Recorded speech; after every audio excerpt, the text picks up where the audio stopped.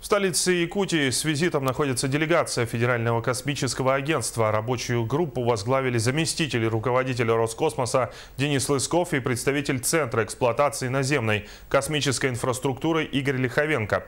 Сегодня днем гости дали пресс-конференцию. Речь шла о вопросах, связанных с пуском ракет-носителей с космодрома «Восточный».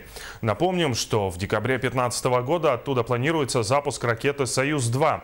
Было определено, что отделяющиеся части этой ракеты упадут на территории 4 районов Якутии. Это Вилюйский, Верхневилюйский, Алданский, Алекминский, Улусы. В этой связи население на местах выражает обеспокоенность прежде всего по части вреда космического мусора здоровью людей и экологии. В свою очередь представители Роскосмоса в очередной раз уверяют, что никакой ядерной технологии на данной ракете-носителе применяться не будет.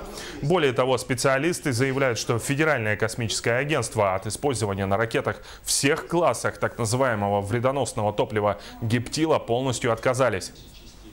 Вот ракеты гептила мы не производим в Роскосмосе.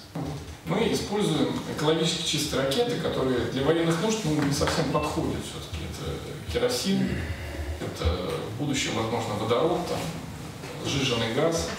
Поэтому разработкой Роскосмоса, разработкой ракет-носителей в будущем для гражданских программ, связанных с топливом, он не запланирован.